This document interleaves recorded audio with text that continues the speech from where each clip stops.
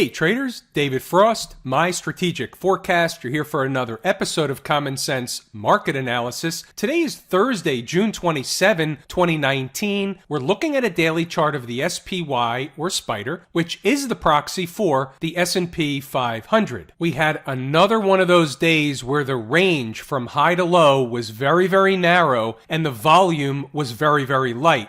So it was a quiet day out there. They're lulling everybody to sleep. I got stuff. We got stuff going on. The market's going to make a move. In my opinion, it's probably at least a 50-point move, and I think it comes sooner than later. Where do I come up with all that? Well, it's not that easy. In order to get a full and complete understanding of where I come up with this, we're going to have to go deep inside my head. So that being the case, anybody that considers themselves sane should probably heed the warning. However, if you're teetering on insane like I am, then you may enjoy where some of this comes from and why my expectation is for a big move rather imminent, like within the next couple of trading days. We talked about a lot of the things that are important in terms of the time frame we're in. This is a very important time of the year. End of month, end of quarter, end of half the year. It's important. Half the year is behind us.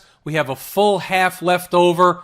What's going to set the tone for the second half? That's item number one. Item number two goes to expectations. The move has become a self-fulfilling prophecy. For the last several days, the pundits, the talking heads, they've done nothing but set expectations around the G20, Trump, China, trade deal, trade war, deal, no deal. What happens in this environment is nobody knows which way the market's going to move, but they believe it's going to move. So what you'll get is traders place their bets. The ones that are right are rewarded. The ones that are wrong are either just wrong or they're really wrong. For example, let's just say the wrong side was to be short leading up into and through the weekend. Let's just hypothetically say that for a moment. Let's say you wake up one morning and you see that the market's going to gap higher.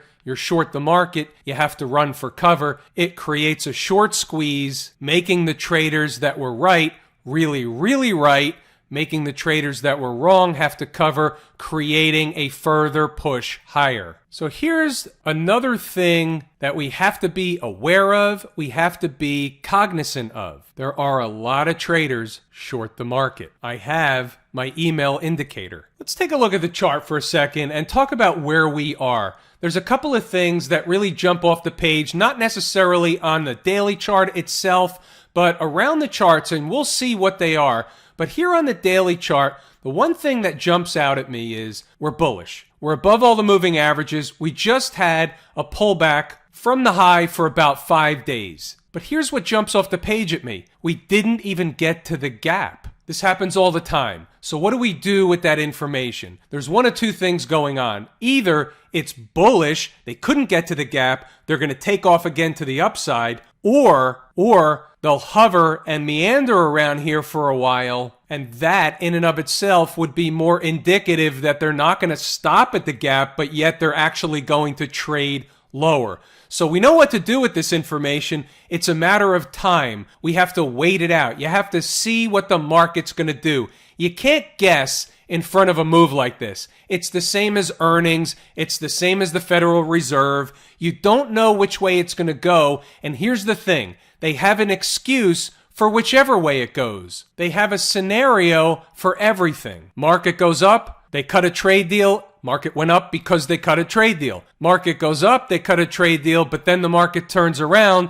the deal wasn't good enough. They cut a trade deal, market goes down, wasn't good enough. No deal at all, market goes up, it's because of the Fed. No deal, market goes down because we didn't get a deal. Believe me when I tell you, they've got all the bases covered. So basically, Inside the Numbers members have the numbers. I sent out the numbers to everybody today. I wanted everybody to see the numbers. It's important we know where the market gets bullish, where the market gets bearish. We're trading in a range. You might as well be able to take advantage if they break out of the range. I shouldn't say if. It's a matter of when they break out of the range. Here it is on the 60-minute chart. Let's talk about it and look at it from a different perspective, because there's a couple of different ways to look at it. I had an email from one of the members this afternoon, and it's valid, and I want to point out and we want to talk about what the question was and what the potential is. So the question is, can we look at this as a bear flag pattern or something similar to that, right? And the answer is yes. We've talked about this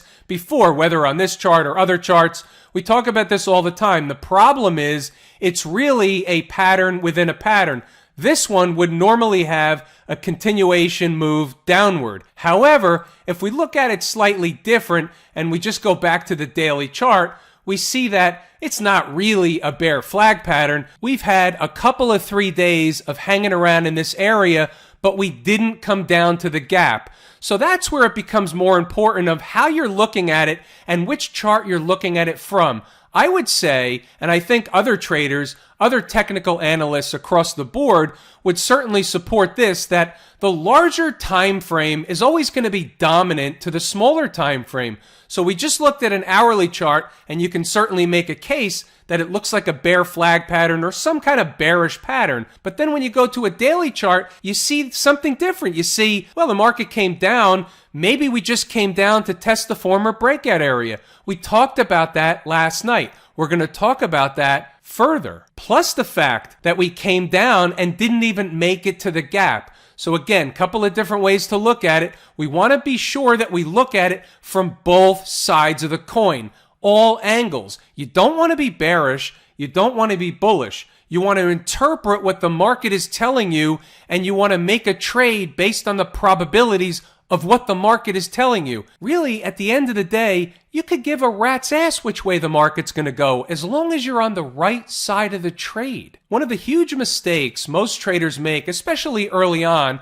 is they get emotionally attached to the trade and the story behind the trade. Don't get attached to the story behind the trade. The story is a bunch of malarkey. Remember this 240-minute chart from last night? We talked about it.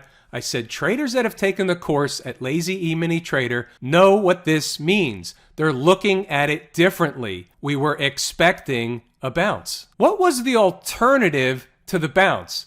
It was the gap, and we're still into a former breakout area. So the reality is based on this 240-minute chart, nobody that's taken the course should be surprised that the market was up today. Didn't have to be up all day. Could have certainly went down, filled the gap. But nobody should be surprised based on the teachings in the course. Now, of course, the market doesn't operate only off of one time frame, one chart. There's not one chart that's always right. But based on what we discussed last night, based on what happened, based on what's taught in the course, there's your three-legged stool. It actually worked out that way. Staying on the theme of 240-minute charts, let's go over and take a look at Camp IWM. Same thing. If you took the course, you see the same thing I see. The 240-minute chart was interesting. We didn't look at this one last night, but look what happened. Look where it went to. It's a garden variety retracement. If there was a textbook, this one would be in the textbook. When we see this kind of setup, what's the first thing we begin to look at?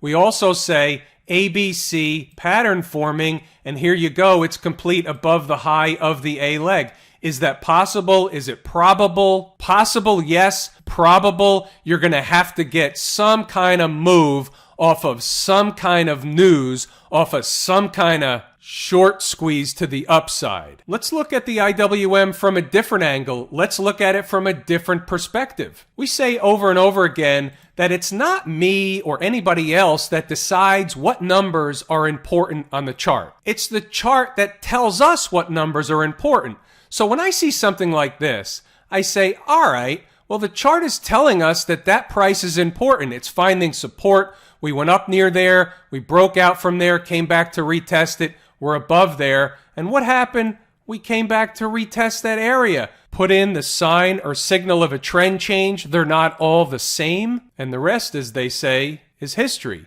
So here's your 60-minute chart looking at it from one perspective. Not an easy trade. Not easy to buy a falling knife. It was a creeping market, creeping lower. I understand that. We're just learning from what the chart did after the fact. It's easy to talk about it after the fact. But think about this for a second. This is the kind of thing that's taught in the course. We're looking at it from a variety of different time frames. You're looking at it differently on different time frames, and when you see different things that all support the same story on a variety of different time frames, that's where the trade becomes a reality. That's where the trade starts to come together.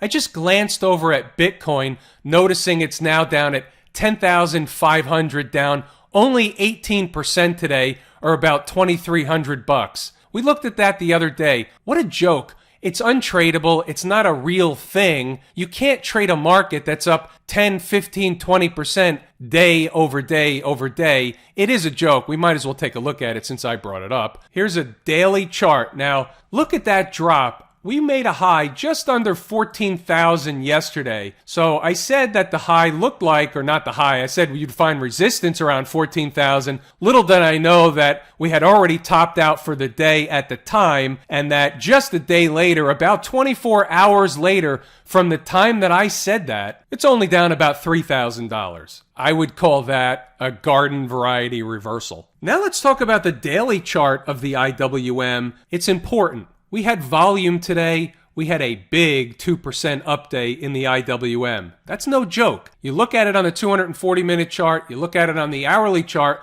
but when you start looking at it on the daily and start discussing the type of up move it was either a short squeeze or we had some serious buying in there expecting higher prices. I don't think it was a short squeeze. I think there were real buyers in there. To say the least, this was leading the market today, certainly up 2% against the SPY that was up 0.5%. You have to look at that and you have to take pause. It's a big puzzle piece. It's on the table. It can't be ignored. Let me go a step farther. In fact, I'm going to go 2 steps farther. Take a look down at the transportation department. Yesterday, we talked about the fact that it closed back up above the 20-period moving average.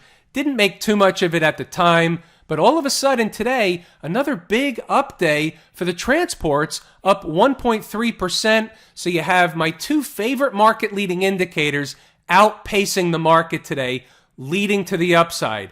We hit the 200-period moving average and was rejected from that price. However, any big up day, for example, any piece of news, a sliver of news that sends a spark to the upside of this market, that creates that short squeeze that we were discussing, will shoot the transports back into those moving averages, and this time, likely through those moving averages. We hit them once, we were rejected. If they go back again, it's likely they're going higher, completing yet again another ABC pattern if you want to look at it that way. You can always look at the market a variety of different ways. If we get above these moving averages and close above there, that's bullish. You have to look at that, take it for what it is, put it on the table as a puzzle piece if it happens. It didn't happen yet. Don't anticipate the market doing something. We're just discussing the total picture developing, the total story developing.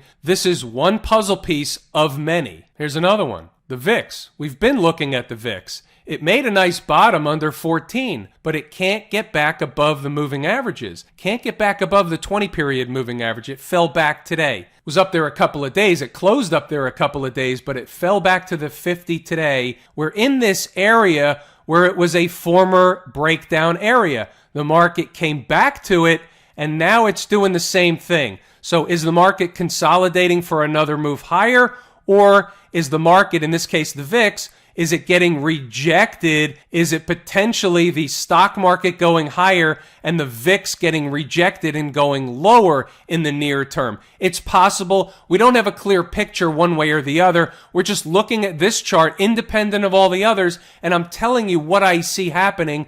What I see happening is it just has yet built up enough energy to get through this area where it last consolidated and broke down. That is over here. This was a breakdown area. We broke down back to that 1380 area. Now we've come back to it and we can't get through it yet Maybe it just needs a few more days to banter or meander back and forth. Under normal garden variety market conditions, I would say, yeah, that's probably the case. But in this case, everybody's waiting for the piece of news coming out of the G20. They're waiting on a China trade deal. Maybe it happens, maybe it doesn't. Maybe it's a different piece of news that sparks the market. I don't know. You know how I feel about the news. Whatever it is, the market will get a spark and it's going to make the move. They're winding up. They're coiling up to make the move.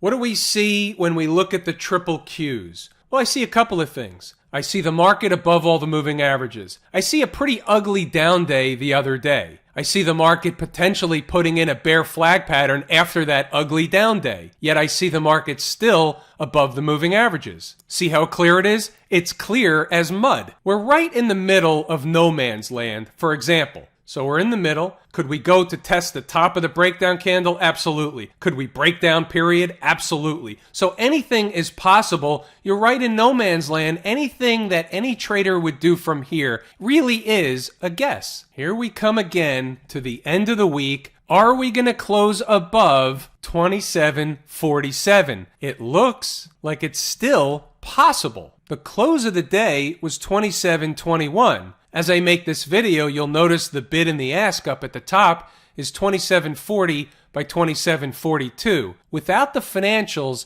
it's unlikely we're going to get a big decline in the market. You need the financials in either direction. Once again, clear as mud. I can do this and say the market went up, and this is essentially a bull flag pattern that can break to the upside and have a continuation move. This has not been disturbed. We never closed below another important number. We kept talking about 26.93. The lowest close we had was 26.97 yesterday. I eat numbers for lunch. Flipping it over, because we always have to look at both sides of the coin, this can certainly be another top. It can be a lower high. That is possible. We don't know yet. We need more information from the market. That's just the way it is. The trick, trap, fool, and frustrate crew are hard at work. How about the semiconductor space, the SMH? Is this a market that's telling us there's trouble?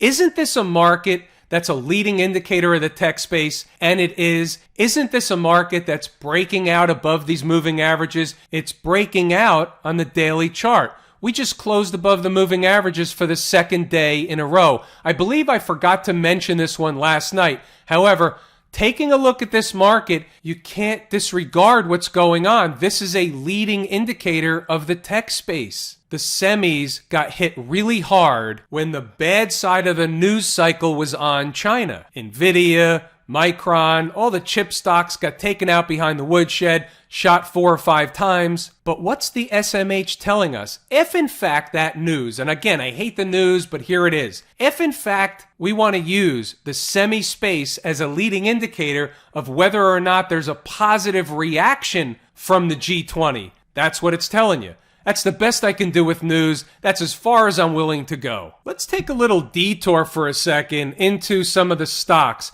Some of the stocks that are the widely held stocks. We have to leave the SMH because I almost feel like I have to take a shower after talking about the news. What is Amazon telling us? If you're using Amazon as a part proxy for the retail space, part proxy for the e-commerce space, part proxy for the cloud services space, then what this is telling you, and because it's included in all the indices, it's positive. There's nothing wrong with Amazon. We had the big down day the other day. However, we're above all the moving averages on the daily chart. Technically speaking, Amazon's in a bullish position. Take it for what it is. How about Apple? We had the big down day the other day too. But Apple, again, is above all the moving averages and is in an uptrend. It is not bearish. It is bullish. That's what the chart is. We don't know whether we're going to wake up to a gap down Friday morning or Monday morning, and that changes the charts. However, today, when you look at the chart, it's not bearish, it's bullish. How about Facebook? We can look at Facebook a couple of different ways. I think this one's interesting.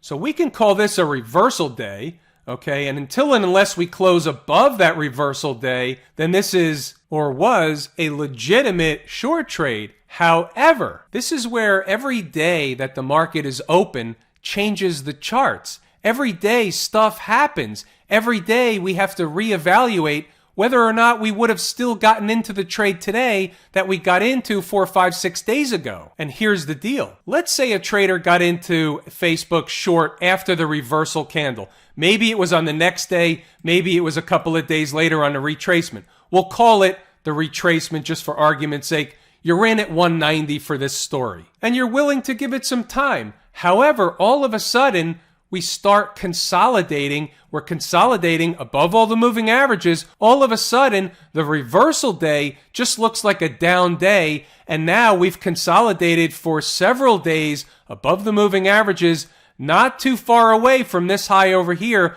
What's the market doing?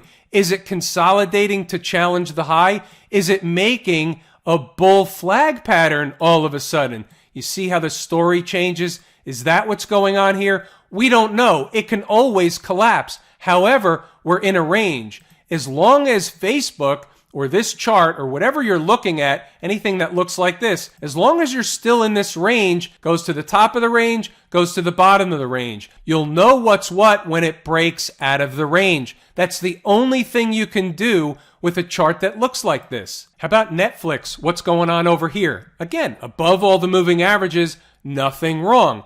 Is this where the trick, trap, fool, and frustrate crew come in, pull the rug out, open the trap door, everything goes down for 2 or 3 days, and everybody gets that deer in the headlights look? It's possible, but that's not what the charts are telling us. We need to separate what we might believe as a story and what the charts are saying. This is what the charts are saying. How about Google? Different chart, different story. This one looks nothing like everything else we looked at. Is Google a leading indicator of the entire market, or is this an isolated case? This is an isolated case. There's trouble with Google. Google has met some sellers that don't want Google right now. Google will find it's low. It's not trading with the rest of the market. Talk about important numbers. This was one of the trades on the board today for Inside the Numbers members. 25.35 was the target price. That's the buy price. Here's a stock down 13%. We nail the low of the day within pennies anyway, and then the stock proceeds to go up about $1 from the entry price and then retraces all the way back down to where? The same place that we entered. Tell me that's not an important number. And that, my friends, is as good of a place as any to pull the ripcord. I'm David Frost, my strategic forecast. Thanks for tuning in for another episode of Common Sense Market Analysis.